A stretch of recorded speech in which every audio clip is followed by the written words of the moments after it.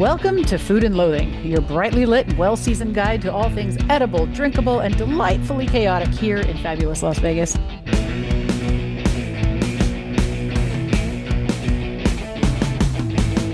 This week, I'm your host, Samantha Gemini Stevens, coming at you caffeinated, curious, and fully committed to uncovering the city's best bites and brightest experiences. And alliterative. Wow.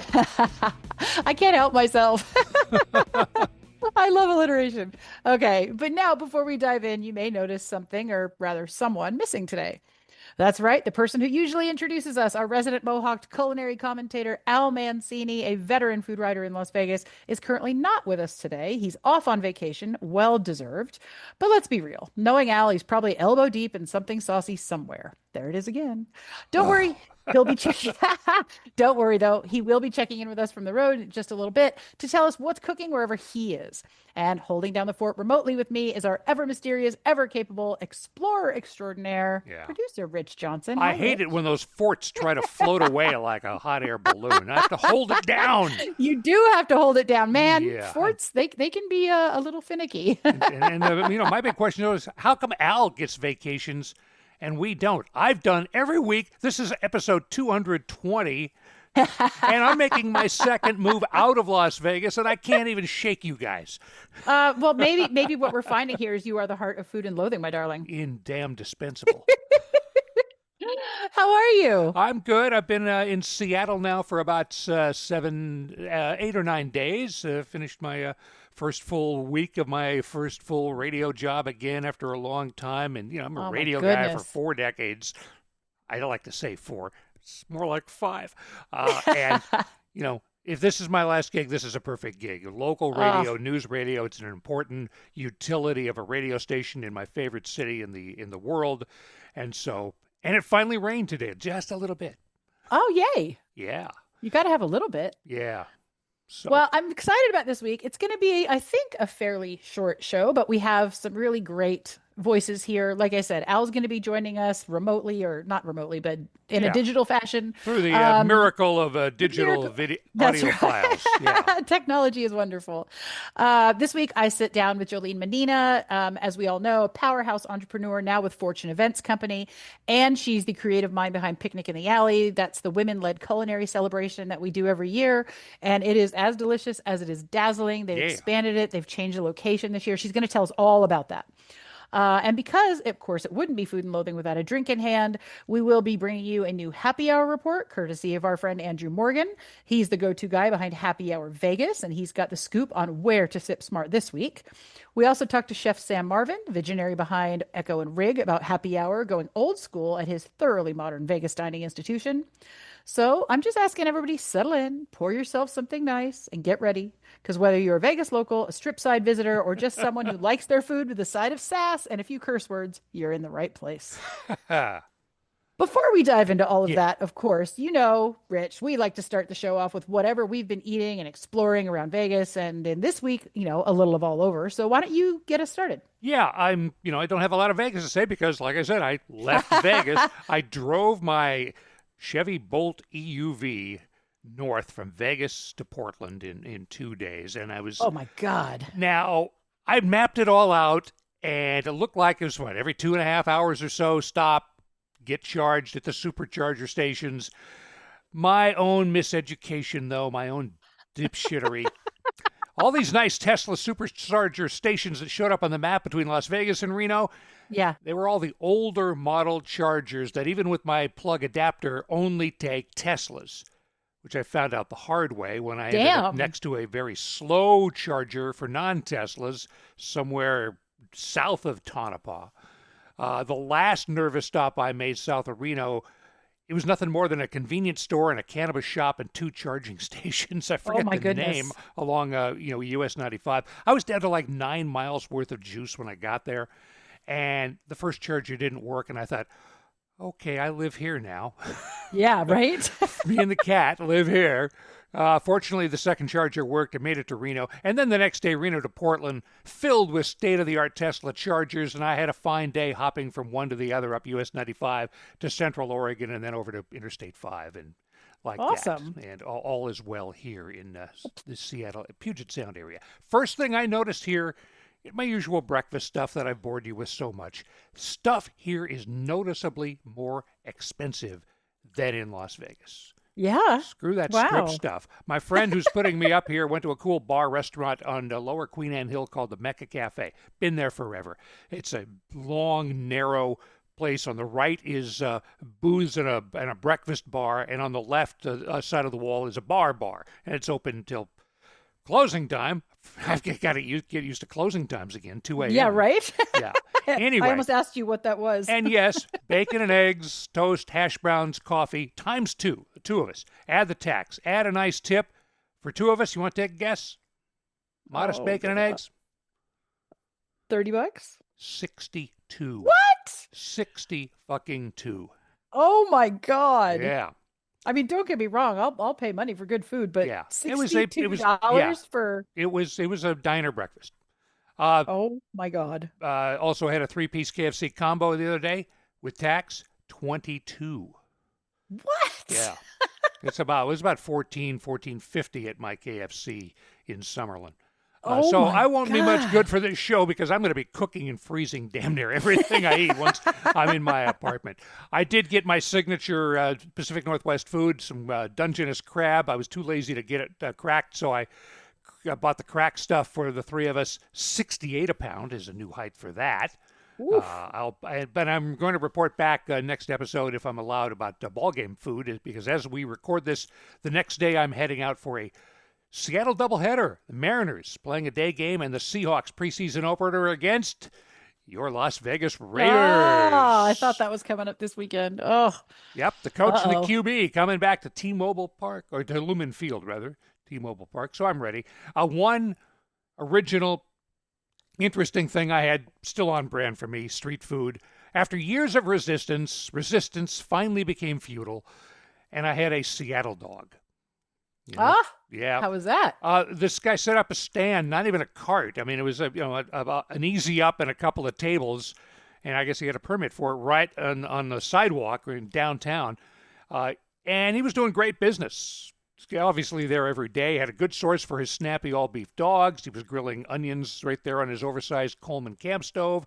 The Seattle part of a Seattle dog actually probably should make it a Philadelphia dog, although that would be cheese whiz, I guess. The Seattle dog thing is cream cheese.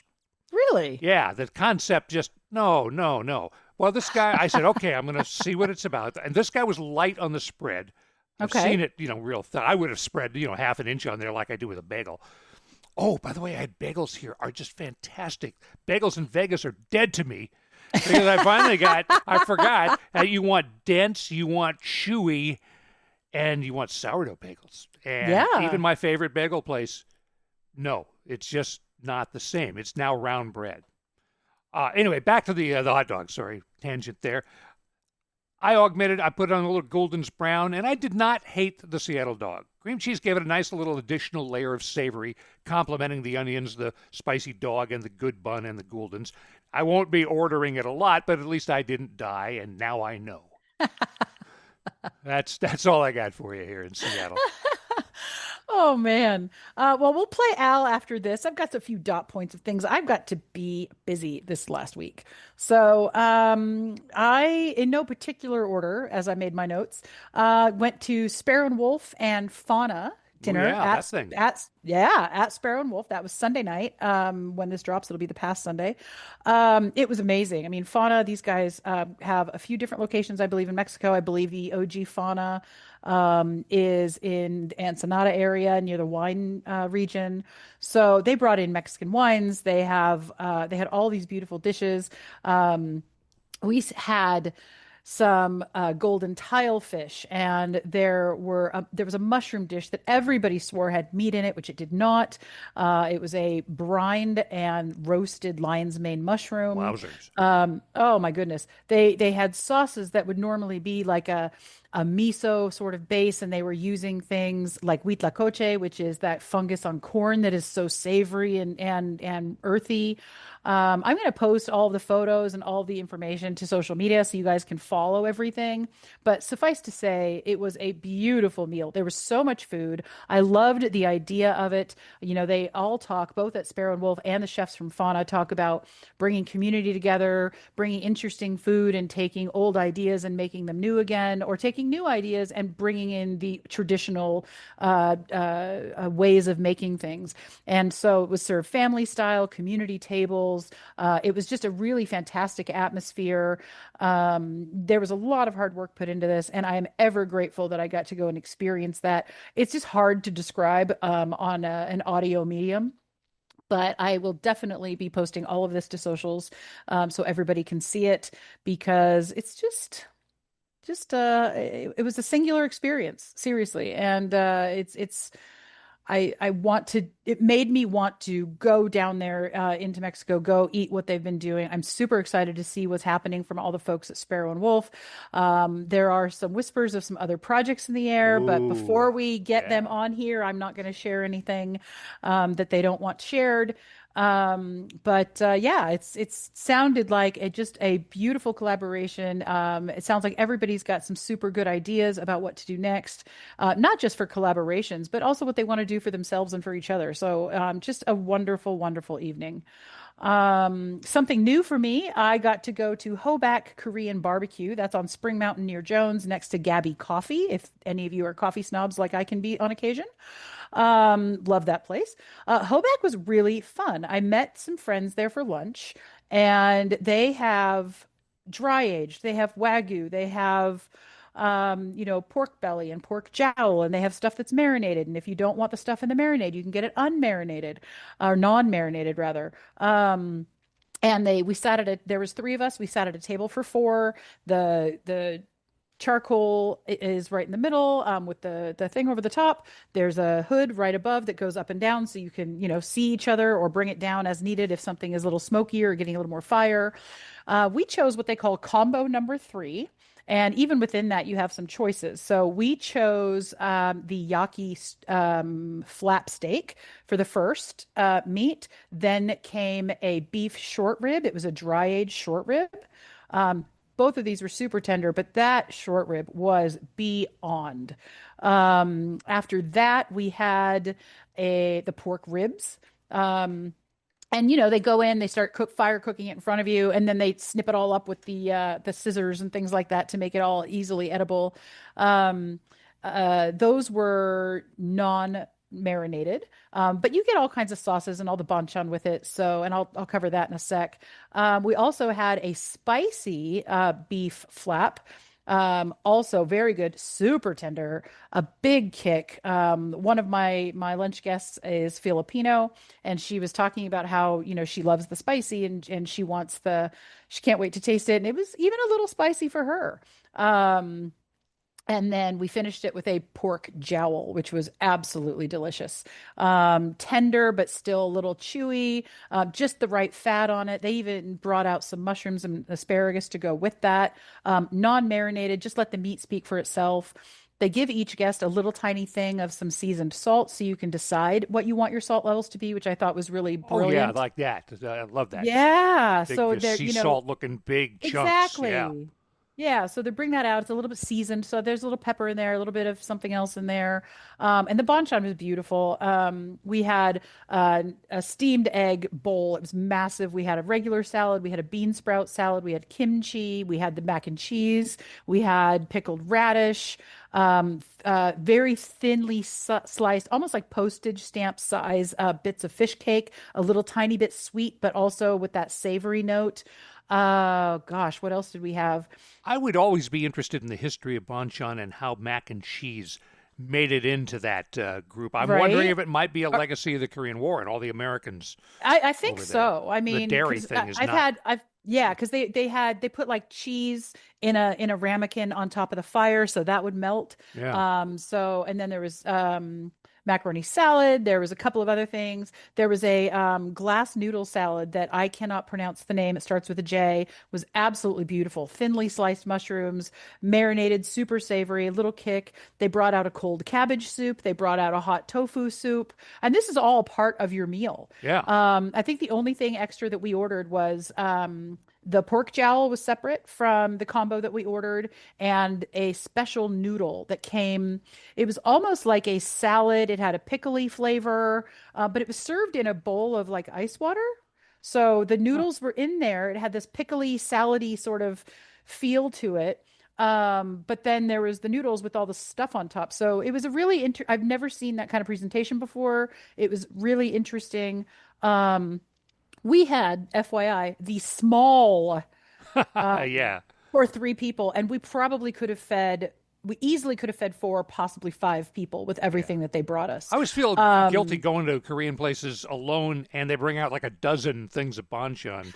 And well, the that's, fun part is you can usually take it to go, but I've just got so much yeah. going on. I wasn't gonna. Yeah. I've Yeah. got leftovers in my fridge already. I found a couple of all you can eat places where they have about 7 or 8 things and you choose which ones you want. Oh, there you Give me go. kimchi, give me the mac and cheese, give me the Yeah. bean sprouts, and that's it. I liked it though because it introduced me to a couple of things that were new to me and a couple of things that I haven't had in a while, and and a couple of them were even done in a different style. So just really really delicious, super friendly service, very fast. I think for the combo that we had was $164.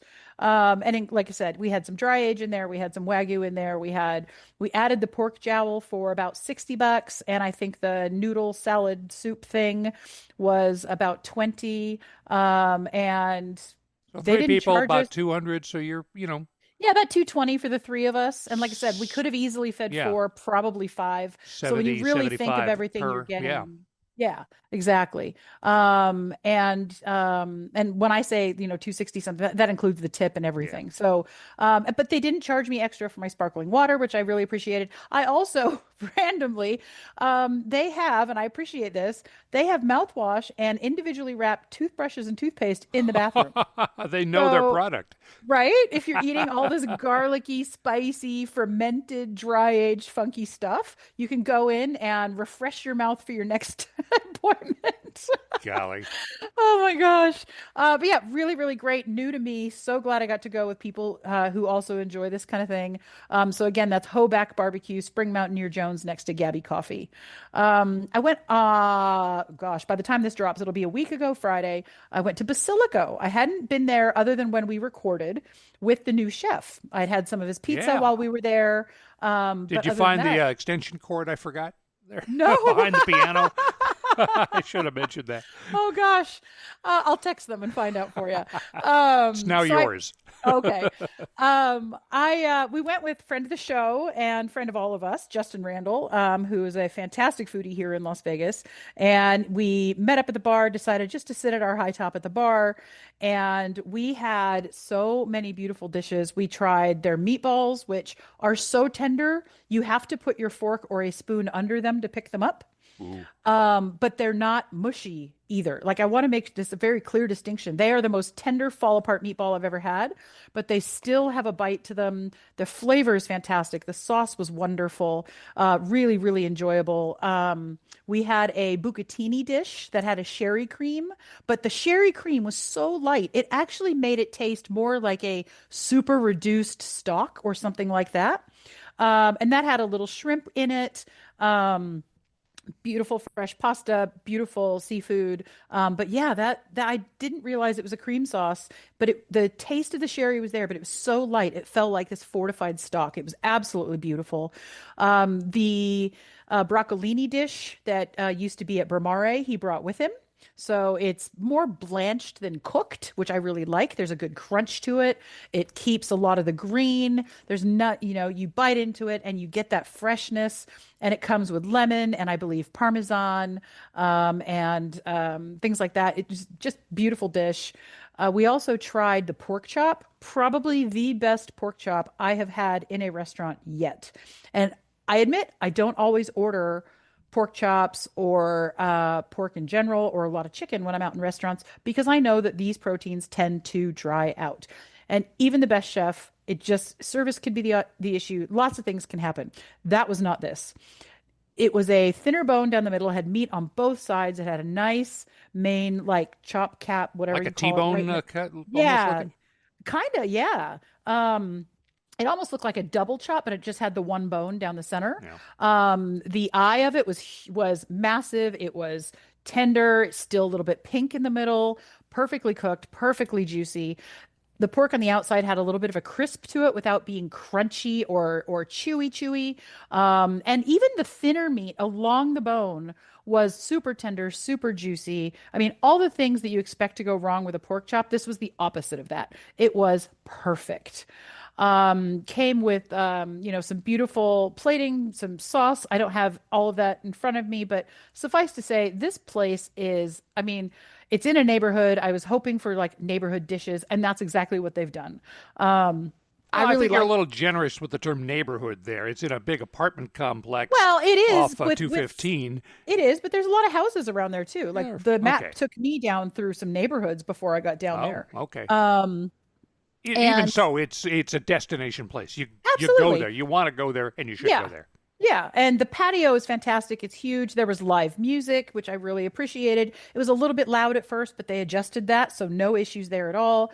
We had some of their fantastic cocktails. I was having they have a Negroni on the menu that they did for me.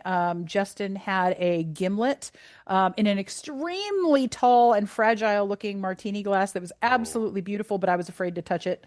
But yeah, I mean, just amazing. And I always liked Francesco's food. Francesco Di Caudo opened that restaurant with the owners. Marissa and her husband, they also have Palette downtown. Um, I always loved Francesco's food. I met him when he was at Anima by EDO, but it was a little bit more molecular. It was a little bit more singular in that you wouldn't necessarily go every Friday night to go and get your favorite dish. And it's not a bad thing at all. It's just in that area, now that they've got Joe Valdez down there, it's definitely more of the comfort food, the family yeah. sort of style, like I said, the neighborhood joint. You absolutely could go in there multiple times a week and have something different. We also tried as well a margarita pizza. I think we had it when we were recording, but this was Oh, yeah, just, we did. I That was want to bring it up fantastic. again Yeah. because it was just so light. It still had some char marks on it, but the dough was super light. The tomato sauce was just painted on it. The cheese was just here and there and had a really great, deep, savory and salty, but not overly done flavor.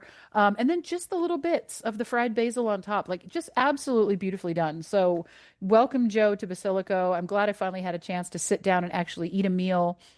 Oh, sorry, star of that one's got to share this one. The tiramisu. Oh, They damn. take grissini, which are those super thin breadsticks that Italians do, and they take two of them and they dip them in chocolate with looks like some nuttiness or something on top of them. Then you get a bowl, and it's a big serving of the tiramisu creme. So it's got that The coffee, the chocolate, coffee, the creamy layer. chocolate, Yeah. the cream, the rum. And oh my Well, God. you use the thing to dip it. Is that it? Yes. Oh, neat. And it is so good because then you get a little bit of everything. You get a little bit of everything in every bite because it's meant to be crispy. The grissini breadsticks are perfect for that. And you don't have soggy or overly hard ladyfingers, which don't get me wrong, I love a good ladyfinger, but this just was texture, it was taste, it had a little bit of that alcohol bite. The chocolate and the coffee were generous. The cream was super rich, but oddly light because you're dipping it in instead of spooning this big cake thing in your mouth. Like, yeah, fantastic. So don't miss out on that. I also stopped by Petite Bohème as a pre-game. Girlfriend and I went to dinner on Saturday night. And we stopped into Petite Bohème. They have a fantastic martini selection. And you get a program where you order your martini. You can choose between gin and vodka. You can choose if you want it to be potato, corn, herbal, Oh, wow. non-herbal, all these different things. You can choose if you want it dirty or kinky or filthy or just all of these wonderful choices. And then she had a couple of different cocktails off the menu. But again, I want to stress the creativity, but also the fun of the martini program, because you don't just get your martini and choose your, your garnish and the whole 9 yards. You get a sidecar. So Well, once you're baby. done with your martini, you reach out and you pour yourself another martini. Oh, yeah. Like having a pot of coffee at the table, only better. Right? So a carafe of martinis makes me really happy. Yeah. After that, we went to Echo Taste and Sound. I had not been in there yet. Now, that's Chef Natalie Young, who used to have Eat. Yeah. And as you know, Petit Bohème is there on Main Street. Echo Taste and Sound is just a block, if a block away, also on Main Street. But we went in, loved the vibe the minute we walked in. It's got wood on the walls. It feels like a listening lounge. They've got a beautiful stage area, floor level. We've got a little bar tucked in the back, and then just all kinds of very comfortable leather and wood notes. We went in because they had advertised a fried chicken special, and I had had Chef Natalie's fried chicken over the years. She did a bunch during COVID and afterwards. So we went in, we had the fried chicken, but we also, with that special, we got ribs, we got mac and cheese, we got greens, we got, Ooh, oh man, I think we got cornbread. I mean, get you better. name it. Yeah. When you think of like a elevated but super approachable barbecue feast from a chef who knows exactly what she's doing when it comes to that kind of food, everything was spectacular. We just dove into everything again because I know this is audio formatting here. All of that will go up on social media to share that with a what have we done what have we done this week. And then I also popped into Burgundy Bakery. I think this was yesterday. I really wanted a croissant. My favorite croissant anymore is at a place in Oklahoma City. There's a bakery in the bottom of my building, Oh, that and makes it nice. oh yeah, when you wake up and your apartment smells like fresh bakery, you can't be mad at that. They make good pastries over at Burgundy. I really like them. Burgundy's over in the Village Regal Square area. That's That's the Sahara and Fort Apache. yeah. Yep.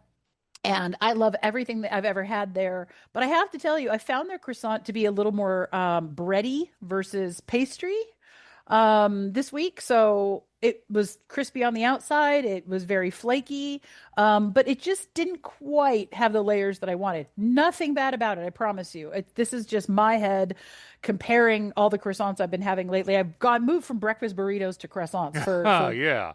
for my new obsession. So, but really, really wonderful. And then I also got a couple of other things that I put in the fridge for when some friends get here because they do all kinds of really fun stuff like gelatos and sweet pastries and things like that. So if you're in that area, definitely go, and check out Burgundy. And then, this wouldn't be a what have we done when we promised you some Al voice if we Yeah. didn't share with you what Al had to say. Well, hey, it's always fun to check in from vacation. It is Al. I know Gemini and everybody are holding down the fort back there, so thank you so much. Wanted to give you a little update on what's going on over at Neon News. We are not publishing anymore by the time you hear this under neonnews.vegas, but you can find all that great news under foodandloathing.vegas. I know I was going to tell you some of the drama that went on, blah, blah, blah, but I don't really know what I can say right now, and I don't really want to say anything negative right now, so I'm going to save that till I get home. But anyway, that's the update on that. I should tell you about my trip, though. It's been fantastic. Half in Santa Barbara, then we moved over to Hermosa Beach. We've got friends performing here at a place called the Lighthouse in Hermosa Beach that was great. But had a lot of fun on this trip that is really, really cool if you're a local foodie. So I want to tell you that we were staying at a place in Santa Monica called the Oceana Hotel. It's in the LXR collection. Didn't know much about it. Got, whatever, good rate on points, all that kind of stuff. And as we got there, as we were making our plans to go there, somebody reached out to us, our man Tobias Peach. This is a guy who helped open Rose Rabbit Lie. He was front of the house at Simon. He was front of the house at Fleur de Lis. He was front of the house at Sage. And our first night there was actually his final night of a month working on their new restaurant. The restaurant was not open when we were there, but Jesus Christ, I got to look inside and it is gorgeous. I believe it's called Minuet. I'm not 100% sure on that. I apologize. But it's in the Oceana Hotel. It'll be opening, I think, within a month or so. Here in Santa Monica, so definitely check that out. It's really awesome. I also have to thank Toby for bringing Sue and I to Chez J.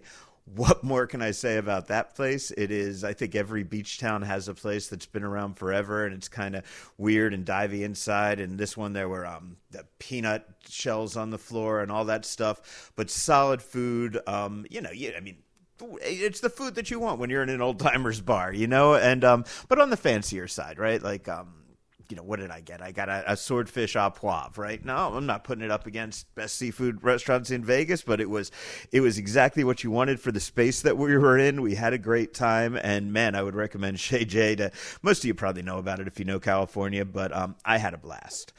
Went down to the Promenade in Santa Monica. Not real impressed with the dining there. A place called 1212 we went to, kind of an upscale TGI Fridays. Didn't do much for me.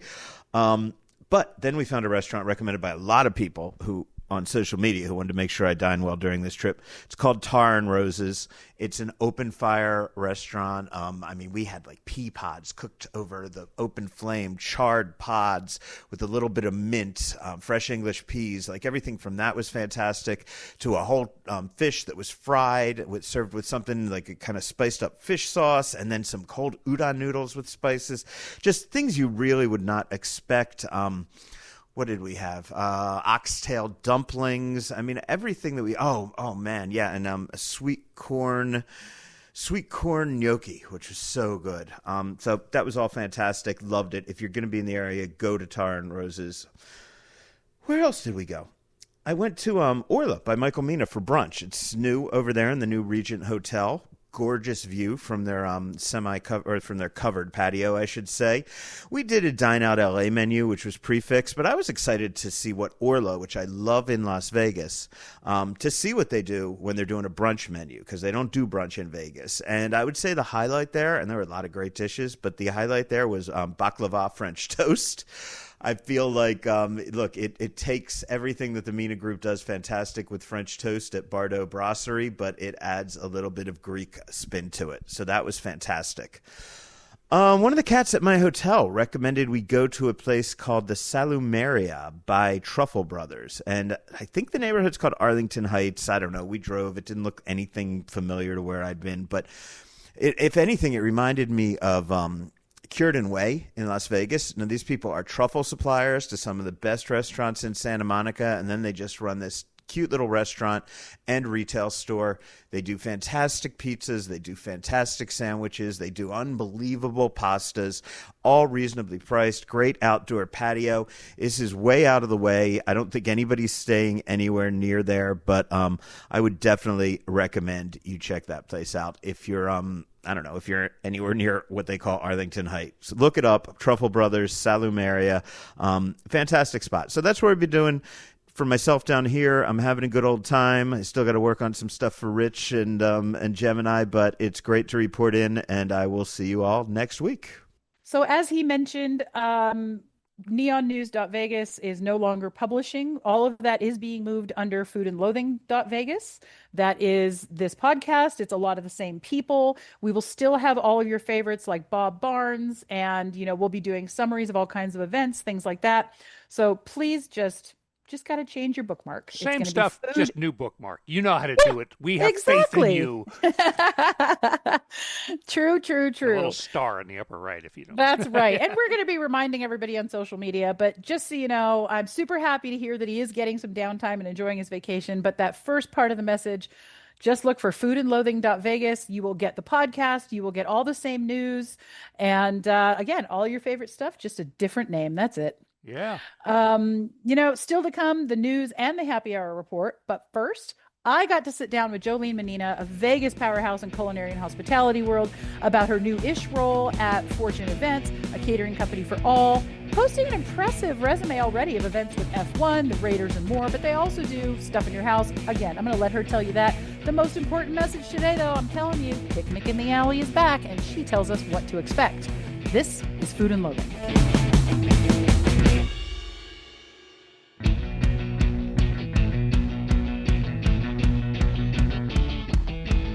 This week, I get to sit down with Jolene Mannina, now with Fortune Events. Tell me a little bit about that, how you got involved. What is Fortune Events for people who don't know? Mm-hmm. So I am Vice President of Business Development for Fortune Events. Fortune Events is really like a high-impact catering right? Luxury. We really kind of think out of the box. So think catering, but then also event management and production. So we're really like a one-stop shop for any kind of event, from a residential, like house party, dining, to a wedding or a festival. Wow. So we can literally do anything. We have the capability between our team. Okay, great. And how did you get involved with Fortune Events? I've known Gary for, 15-ish years. And that's Chef Gary Lamort. Chef Gary Lamort, yeah. And I've been in the event space for quite some time, obviously on the hospitality side. And last year, I oversaw creative concepts for food and beverage for the Grand Prix. And last year, Fortune Events was developed in September. And their first gig I actually got for them, which was to be the power behind the Gordon Ramsay Garage. And what I mean by that is producing all the food, working with their team, and executing it on site. And so that was a pretty big gig for them at the Paddock. And not long after that, Gary had asked me to jump on and be a part of the team. So I joined Fortune Events in January, and it's been great so far. So it's the first year for a company, as always, got its own challenges, but it's really just building. It's getting the word out there, and really finding all of my contacts all over the city and large scale from to get our name out there. And so we have done a lot of events so far this year. We've got a lot of large events coming up at the end of the year. But yeah, anyone can call us for anything catering. Yeah. That's great. That's great. So of course the biggest reason I'm here is I want to talk about Picnic in the Alley. Yes. It's coming up fast. Yep. Tell me a little bit about the programming this year.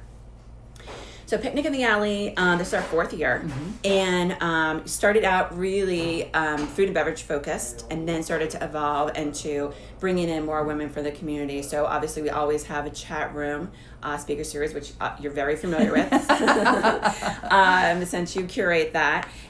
Bring in local artists, entertainers, and makers as well, so small business owners. So there is a little bit of shopping element as well. But it's a ticketed event. Guests come and they get a little tasting glass. They go around, they taste cocktails from all the amazing mixologists, bites from all the wonderful restaurants, and then find little pockets of different things to do, little interactive pieces through the event. So the first 3 years, I'd say we leaned into the alley side of Picnic in the Alley, where we're like on the streets and in the Arts District, downtown Las Vegas. And this year we're leaning a little bit more into the picnic side. We're gonna take it to the farm, so Greengale Farm, and we'll be on the grass. So it'll be in the meadow, in the olive groves, just like really beautiful setting. But same kind of feeling and flow, right? Beautiful food, great entertainment, good conversation, and really just like a place to go relax, eat, drink, and meet all of the wonderful women in Las Vegas. Now tell me a little bit about you mentioned the women. It's all the women. It's all the women. So for people who don't know what Picnic does. Yeah. So Picnic in the Alley started as a way it's basically 100% curated by women for everyone. And so that means every element, from graphic design to the production team to the chefs, the mixologists, the artists, the entertainers, the speakers, all women. So it allows us to shine a light on all of these amazing women within our community and also connect them to each other. Right, so connecting them to each other just makes us even stronger. We understand each other's strengths, and we can reach out to them, build relationships with them, and that was really kind of the core of why we started Picnic in the Alley. So the first year we started with about 50 women. Last year we had just over 100 women that contributed to the event, which is amazing. And this year will be pretty similar to last year. So Picnic in the Alley is it's not a nonprofit, but the profit does go to charity. And this year we're supporting the Women's Hospitality Initiative again. Just like last year, but we've also done, Dress for Success, the Shade Tree. Yeah. Tell me a little bit about why so much of a focus on women in culinary. And so, I mean, I can throw some statistics out there Yeah. from Women's Hospitality Initiative, Yeah. including the fact that more than 51% of culinary graduates and hospitality graduates tend to be women, and only 7 to 9% end up being head chefs, owners, executives, things like that. What has been some of the challenge that you've faced, because you've been in culinary, I mean, your whole life, that makes this so important to you? You know, when I did this in the very beginning, 2019, I will say, you know, you're aware of what's going on, but not fully aware, right? It wasn't forefront until really 2019, 2018, when everything was happening, you know, around the world, and we started to really look into it and understand it. Sometimes you're blinded by it when you're just working so hard, you don't even recognize it. What we recognized was from the event side of it and production side of it is every time we were doing these culinary events, that there were no women on the lineups, and it's like, you know, there is an amazing executive chef here, and there's an amazing pastry chef here, and there's a, you know, all the, why are they not included in these things? And it's not to like badmouth the guys, because we love all of our buddies and, you know, the Of course. chef, but it was just like, let's lift these women up, you know what I mean, and give them a place to shine. And so it was really because of the lack that we saw in that side of it. And then once we, you know, saw that lack, then we started to really like look into it, and then learn all the facts that you were just saying. And that's when Elizabeth Blau had reached out about the Women's Hospitality Initiative and about how we could actually help, right?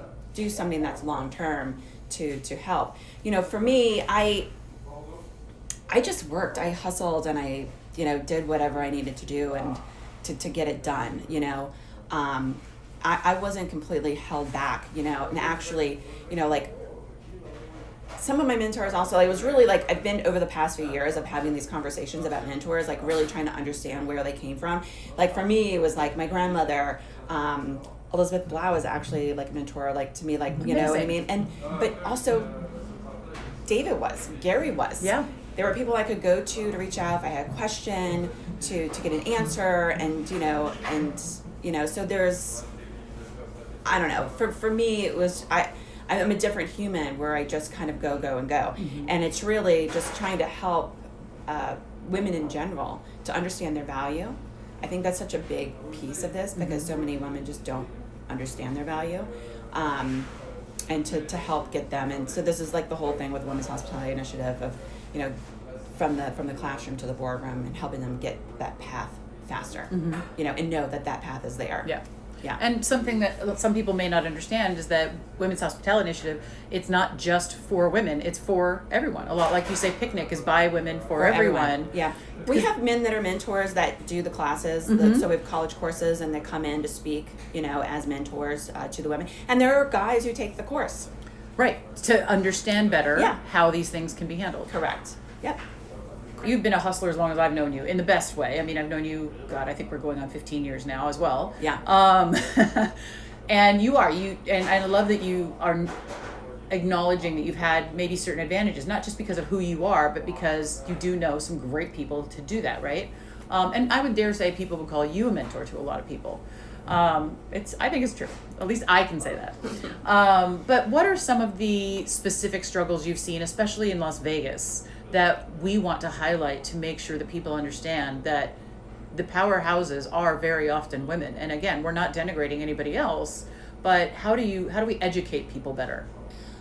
Well, I think there's a lot of groups where people can get into, not just the hospitality, but there's gaming, there's everything. There's a variety of places for women, and so I think there's a challenge in hospitality, there's a challenge in all different fields. Sure. Right? Not just there. I will say, you know, I don't know if this is totally on topic, but one thing that comes up frequently, and which I think that the Women's Hospitality Initiative will touch on, is people trying to understand why restaurants, like, what are some reasons for restaurants closing, and where it starts and where it stems from the beginning, and just like one thing specifically that always stands out to me that I hear often is that women, early business owners, don't know how or the importance of their lease, and reading their lease and signing that first thing that they do, which could really mess them up in the long run. Okay. You know, and so I mean, it gets that granular, right? Yeah. Of like how people can mentor each other to like help them out and like find these things so that they're better in business. Yeah. You know, they could follow the Women's Hospitality Initiative. We do some quarterly mentorship things. They can always even submit to us if there's something that they really want to like learn or know that we could possibly put into our system to get them more information about it. I think really people forget to ask for help, you know, often. And I've never been afraid of asking for help. Someone can always say no. But the majority of people out there that I feel like are successful, or at least in our community, will give you some time. Yeah. You know, I take a meeting with almost anyone. I grab a coffee with anybody. I may not be able to help them personally, but there's typically someone I feel like I can connect them to help them out. And there's definitely more people like me out there willing to help. Absolutely. Right? I mean, I met someone the other day who's getting into a nonprofit, and then she's mentioned someone else. And I'm like, you need this lady's offering help. Take it up. Like, don't be scared to take the help or to ask for the help. You know? Yeah, you don't get what you don't ask for. This is true. Yeah, like you just said. I mean, one of my favorite phrases is, you know, what's the worst that can happen? Somebody tells you no. That's right. Yeah. It's that easy. But it's also not that easy, and that's one of the reasons you are doing this and you guys started this. So when we talk about women specifically, obviously it hit a nerve. You realize that they weren't the guys at the festivals. They weren't being the front runners. They weren't the highlights. When Picnic in the Alley was germinating and you were trying to figure that out in 2019, it was so important to highlight women. What were some of the things when you, like you said, you started looking around, you started realizing there was all of these issues and a very big exposure difference between the guys behind the kitchens and everybody else? And the lack of executive chefs and chef owners. I will say though, it had since 2019 to today, there's a lot more executive chefs that are women. Absolutely. Not nearly enough, but there are more. Yeah. No, and there are a lot more women that are business owners or co-owners of restaurants. Because even when I was looking, there were only so many, right? Yeah. And I don't know everybody. I may be missing people. So I always tell people, hey, if there's somebody we should be inviting, please let me know. I mean, you know, there's only so much digging I can do. You know what I mean? So, like, you know, if there's somebody out there that wants to participate, you know, absolutely. Then, you know, there is only so many spaces that I like, but I don't like to say no to anybody really that wants to come out and be a part of it. So well, and even, I mean, there's always next time. There's always the next event. Like the 100%. Whole point is just getting people involved and making sure they know. And if you're not there, I mean, listen, grab a ticket, come out there and introduce yourself to everybody. No one is, like, not one of these women who are working this event. They will stop, they will say hello, and they will meet you. They want to build a relationship with them because they want you to come to their restaurant. They want to see you, you know, and everyone that I worked with is just absolutely lovely. There's not one person on our lineup that is not like a good person and willing to help or be a part of something that's bigger than them. Yeah. So tell me a little bit more about the event. Okay. Obviously, we want to get people to go. Yes. Yeah. So the event is September 6th. It is a Saturday, and it's 6:30 to 10. The tickets are $150. It is a 21 and over event. I do suggest like planning to be there all night because there's a lot to see and do, and we don't want people to rush through getting food and drinks. We want you to enjoy yourself. We are going to do one different activation this year. So I don't know if people are listening have been to Life is Beautiful, but I used to do a series called Omakase Cantina. And it was an extra ticketed event inside the event. We're not doing that. This is not an extra ticketed event. But what we're doing is we're offering that kind of service and with two different chefs that are going to do a collaboration. So Chef Sarah Thompson of Casaplaya and Gina Marinelli. And so it'll be a counter service. It'll be 20 seats. You can sit down. You'll get 2 bites from them. You'll get to meet them. And then you get up and someone else will take that seat. So it'll be a second to like sit down with the chef. I love that. Yeah. And how did you guys come up with that one? Is it just the throwback to Life is Beautiful? It's a throwback to the Omakase Cantina. I just wanted to break it up a little bit. You know, it's like I like to do things differently. And yeah, so I wanted to see how it played Yeah. out. So So when you yeah. say a collaboration, are they making dishes together? So they'll do, well, one will do one dish, one will do another dish. Okay. Yeah. So, or maybe it's 3 dishes, but like they're working on it right now. And how So long would the experience be? This is like it's like a 7-minute experience. Like it's Oh, really fun. quick. Yeah. It's really quick so that because we can't get everyone in. So Right. like we got to move as fast as you kind of can. So you sit But down. you sit down for a second. They'll bring over a dish. You'll get to sit down, enjoy it right there with them. You know what I mean? Take Yeah. the bite, enjoy it, get the next bite. Probably have somebody pour you some wine or a cocktail or something like that. If Kat's listening, I'm trying to Kat from Ada's. Kat Thompson. Wine goddess. Yeah. But some sort of beverage will take place. But yeah, that's one new thing that we're doing. The chat room is in the Olive Grove, and the Olive Grove is gorgeous. It's got a nice little platform right there, and Gem and I can talk about that at a later date when she's prepared for will. that. But we're, the Good Wolf is going to be there to set up a nice little station. Right next to her will be Jessica from Wild Rind Cheese and Provisions. Love her. Yeah. Well, so like if there's a couple, Dustland's going to be there. And so we got a crazy good lineup of chefs and mixologists. So we're pretty excited about it. Yeah. And where are people going to go to buy their tickets, get more information? Yeah, so picnicinthealley.com is where they're going to go. Even if they're on Instagram, they can go to the link in our bio. All the stuff's there. And then this is one thing that anybody who buys a ticket will learn. But the farm is it is still like in what's considered a residential area. Mm-hmm. So we'll have valet there. We won't be able to park on the street. So it'll be ride share or valet. So just going to start throwing that out now so people can get prepared for that. Personally, I don't think you should be driving to this event. And if anybody wants to sponsor us so that we can get rides for everybody, we will take that money gladly to put towards. Oh, that would be amazing. Driving people back and forth. But it's far if you live in Henderson. If you live downtown, it's about a 17-minute drive. Okay. So it's really not that bad. And it's gorgeous. It's worth seeing. I think a lot of people have not been to the farm. It is, I can't remember how many acres, 40 acres. I don't know. It's big. Half of it is an animal sanctuary. The other half is they turned into an event space. Wow. So it's just really beautiful. So. That's awesome. So September 6th, Saturday, Yeah. 6:30 to 10. Yep. All right, picnicinthealley.com. Be there. Anything else we need to add? I don't think so. Not yet. Yeah. But I'll send you more info. And if anybody has any questions, as it gets reach out to confirmed. Picnic in the Alley. Again, it's Picnic in the Alley on Instagram, picnicinthealley.com. And they can always reach out to us, the podcast, reach out to me personally, whatever. Thank you. Coming up, the happy hour report, and of course, the news. This is Food and Loaded.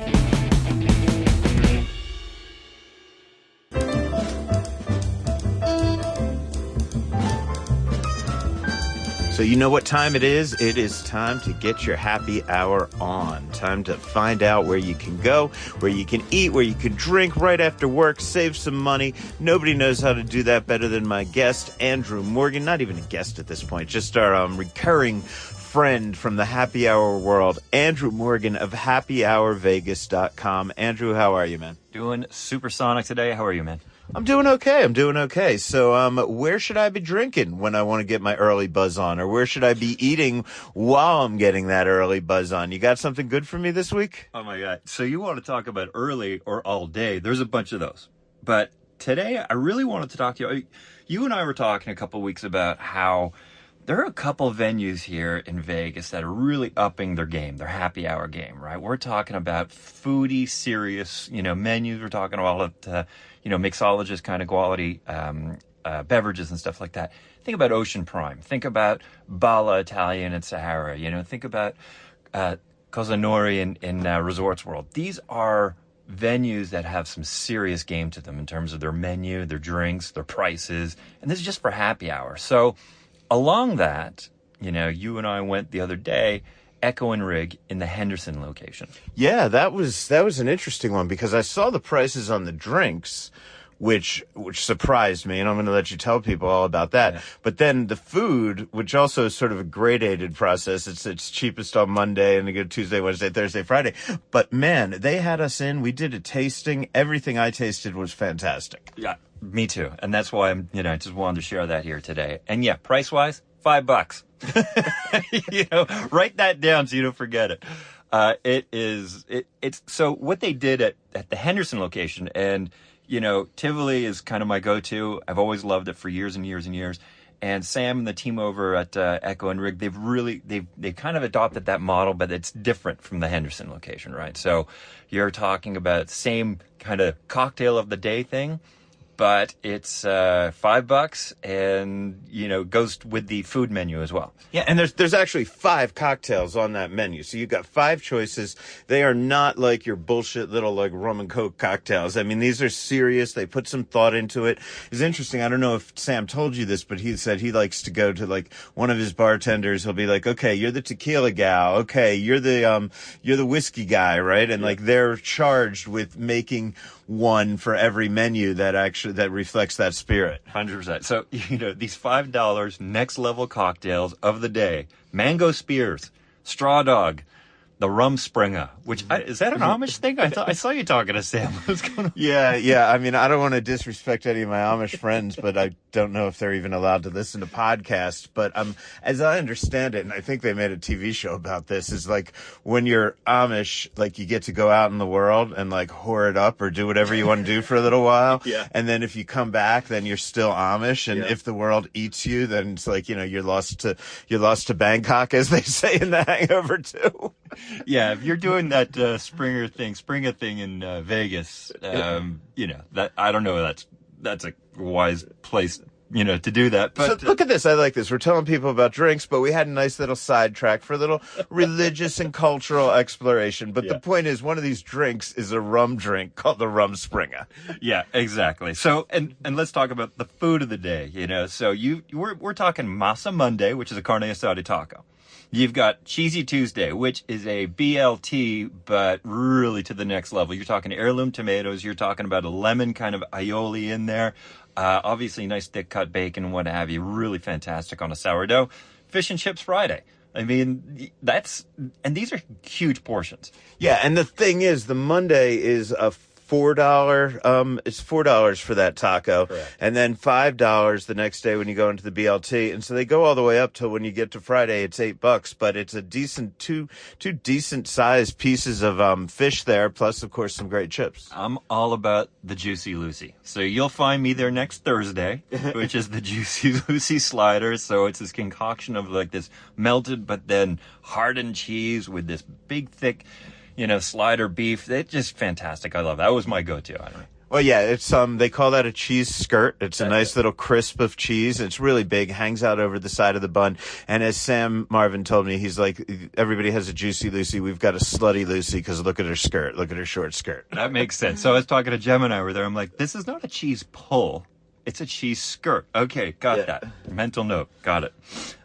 So happy hour, Monday to Friday. It is at the bar only.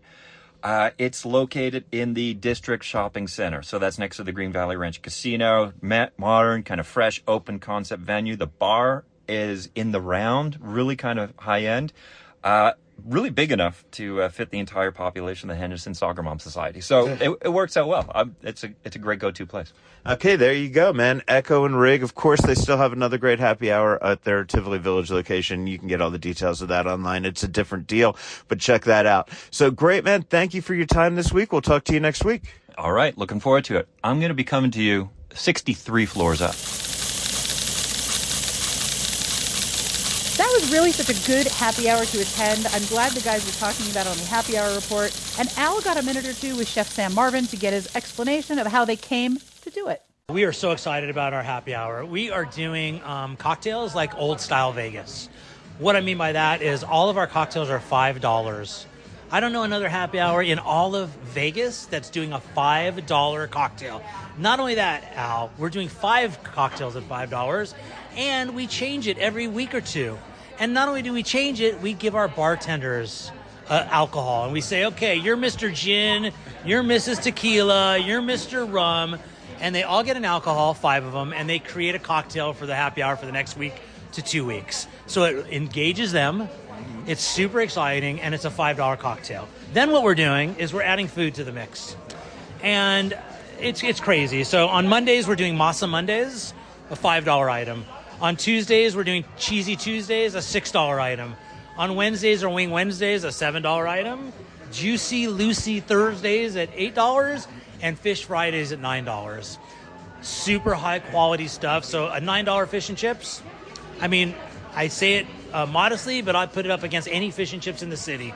We're using super high quality fresh fish. Our beer batters, we make it, everything is fantastic. Nothing's going into a fryer that didn't come from us, right? We're not buying anything, all from scratch. So you can come in here now and you can grab food and 2 cocktails for $15, right? And you just walk out here. And nothing against all the other happy hours. I go to a lot of them. It's great. They give you half off. But if they're starting at $22 and you're getting half off and you're at $11, you can come at us and have 2.5 cocktails for the same price, right? So it's really old school. We with our food, the other location, we do steak and eggs, we do shrimp cocktail. Like, it's a little bit of old school Vegas happy hour. That's what we're trying to bring in here. And let me make it clear, is that only in Henderson? Yes, it's only in Henderson right now. Vegas has its own happy hour, which we don't want to even change it because we have so many people that come in for it. The $1.99 steak and eggs or the $3 shrimp cocktail, and the cocktails that we do there are a little different. So this is only Henderson for now. What hours? What days and what hours? Yeah, so we're doing Monday through Friday, 3 to 6 p.m. So come on in for happy hour. We're gaining traction, and it's going really well. And now I've got a couple of bits of news for you. Not too much, mostly some fun stuff that we think you guys might want to get up to. The first one is that Gaetano's restaurant in Henderson has announced a Peroni beer and Campari social. It's a pairing of the iconic Italian beverages with complimentary aperitivo bites and Italian street food inspired dishes, including a classic Roman porchetta focaccia sandwich, an Italian chicken sausage sandwich with roasted bell peppers, onions, and provolone, Sicilian arancini, and more. The event will also feature exclusive Peroni merchandise giveaways, including coolers, hats, glassware, pins, and more. That's going to be happening on Saturday, August 16th from 3 till 6 p.m. And again, that's at Gaetano's, 10271 South Eastern Avenue in Henderson. And the event is free to attend, but reservations are strongly encouraged. You can get more information at Gaetano'sLasVegas.com. Las Vegas Distillery proudly announces a first Rum Week celebration. This is a raising a toast to the American sugarcane and craft rum. It's August 13th to 17th at Henderson's Booze District. It's in its first annual Rum Week. Las Vegas Distillery will offer celebratory activations. Is that what that's supposed to be? Or activities? Activations. All right, let me pick that up then. In its first annual Rum Week, the Las Vegas Distillery will offer celebratory activations, including specials, tours, classes, and entertaining. Distiller Johnny Van Plank, I messed that up again. I'm going to kill that whole thing there, and I'll just end where it was. Yeah. Take it for craft cocktails. Oh, that's still okay. more of the same. Yeah, Oh, you it's just the same. yeah. Okay. However you want to do it, I just copied it in. Yeah. Do they have an address? You want more? Find out at LasVegasDistillery.com. Also in the news this week, we always share a little bit of the Las Vegas dining and entertainment news from our writer Bob Barnes over at foodandloathing.vegas. This week he talks about events at F the Bar on August 10th. It has to do with making your own Bloody Mary flight. Fogo de Chao is having a wine dinner on August 14th. Deadwood Meadery is having an event on August 23rd to celebrate its 3rd anniversary with a couple of different packages you can choose from. Bob's pick of the week this week, Rare Society. It's from the Southern California Trust Restaurant Group with 5 locations in California and Washington. Now it's 6th, of course, here in Vegas. And that is at the Uncommons near the Durango Stations Casino. Check out the news that he's got there.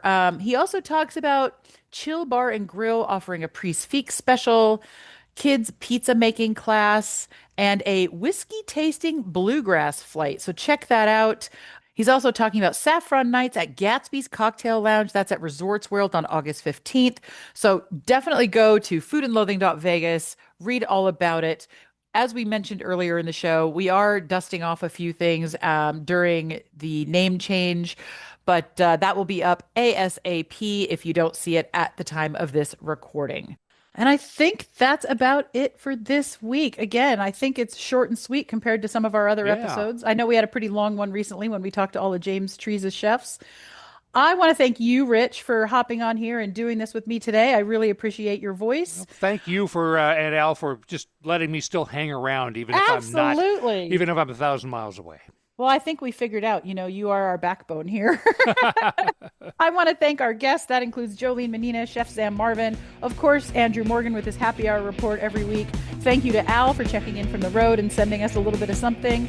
I just want to remind you guys, again, foodandloathing.vegas is going to have everything you need. You keep listening. We'll keep making content. Go and enjoy Vegas. Come back and see us again. And remember to stay hungry.